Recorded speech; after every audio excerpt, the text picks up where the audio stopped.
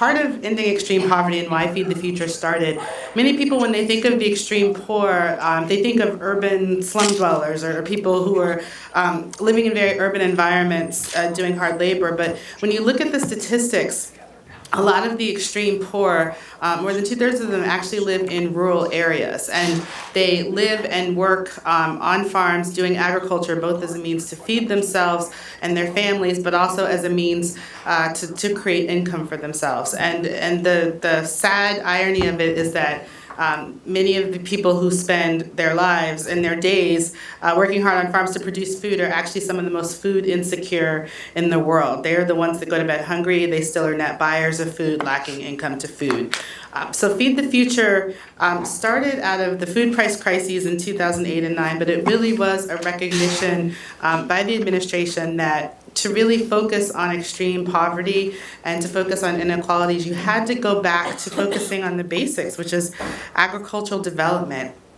And looking at nutrition and looking at the extreme rural poor. And so I've been honored to be a part of this initiative since its very early days.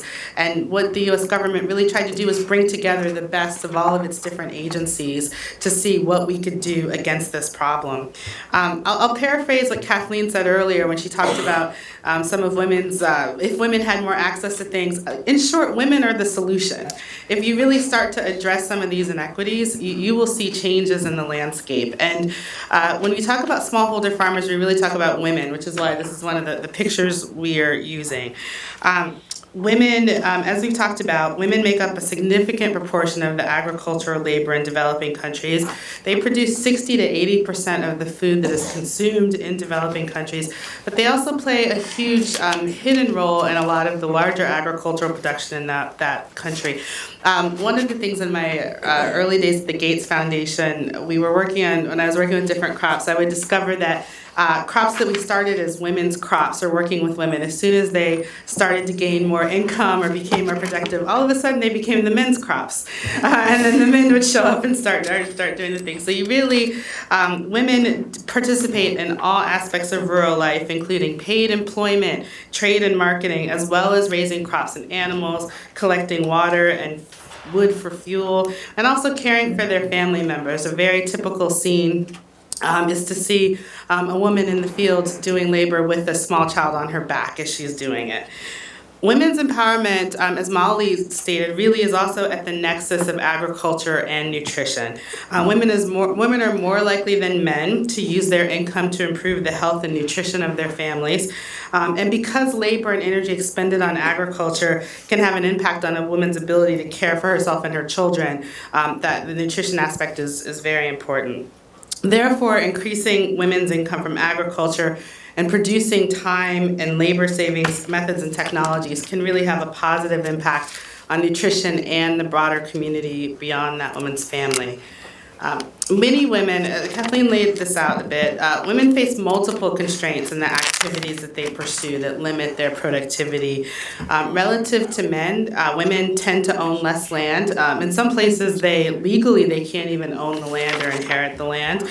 They have limited ability to hire labor, and they have impeded access to credit, extension, and other training services. In fact, in some societies, where there really is a hard line between the genders, people have started looking at extension through mobile technology or other e-enabled extension as a way to kind of cut off some of the discrimination that can happen in human-to-human interactions. But we have to close this gender gap because we know that women, when this is addressed, they will put that money back into the household to do nutritional needs and also to pay school fees and healthcare fees. We, in Feed the Future, we have a gender-sensitive approach to all that we do, and we've started to report our data on a gender disaggregated basis, and there's still a lot of work to be done. Like, we know that women are the key to it, but it's still very difficult, and so we're always looking for more innovative ideas and more data on this to figure out how we can do better.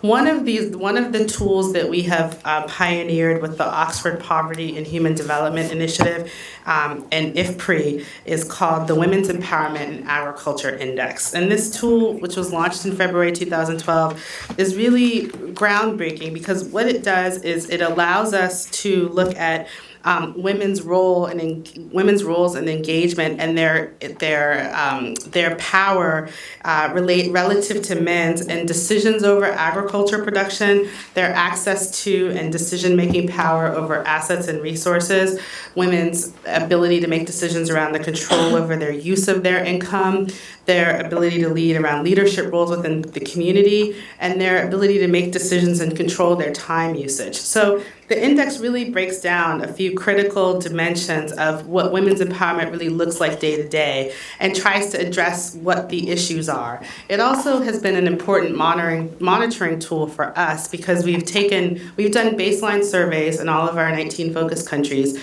and as we do the project work, we can then see where there's still gaps in women's empowerment, but also, more importantly, where we could be creating unintended consequences and creating gaps in certain areas that weren't there before. So this tool is very comprehensive, and we are looking at ways, we deploy it in our work. We're looking at ways to simplify it.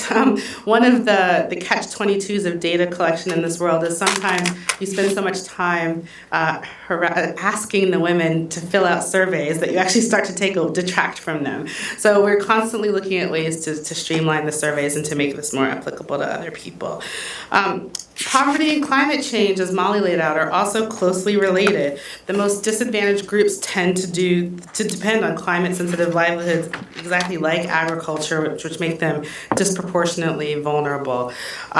Despite their work in agriculture, women they're the collectors of fuel and waters for their families. They're the users of energy to prepare food and care for the sick. And their extensive knowledge and expertise can be used in climate change mitigation, disaster reduction, and adaptation strategies. There are some examples. There have been numerous examples of studies done where communities have fared better during natural disasters when women have played a leadership role in early warning systems and reconstruction. They tend to share information related to community well-being, choose less polluting energy sources, and adapt more easily to environmental changes when their family survival is at risk. Another tool that we've tried to do on the climate change dimension is the Gender Equality for Climate Change Opportunities Initiative. It's a 5-year initiative that was started with USAID's E3 Bureau to the International Union for Conservation of Nature to leverage advancements in women's empowerment and gender equality through and for the benefits of climate change and development outcomes. So it provides a range of support options for national, regional, and global activities that advance women's empowerment, and is designed to complement existing efforts in climate change. Ministries, the people have created these climate change gender action plans at the country level with ministries and regional bodies so that when they do climate change strategies, they are factoring in gender inequalities and working to address those gender inequalities. So in short, gender really intersects both food security and food production, as well as climate risk and vulnerabilities. And their role, women's critical role, makes them more vulnerable, but it also makes them a critical part of the solution. Because we have many students here, I will say one of the great things about Planet Forward is bringing different groups into the process. And one of the things that Feed the Future aims to do, I say it aims to really bring the best of the American people to the problems that we're solving. So we have a lot of partnerships with universities, a lot of research work, do a lot of work with private sector looking at innovative research and technologies that we can bring to bear against this problem. And so as students go out and forge their careers, I hope you will still keep us in mind. There are lots of ways, there are many different sectors that touch this work, and we're looking to kind of bring them into what we do day to day. Thank you. Thank you, Jada, for the hang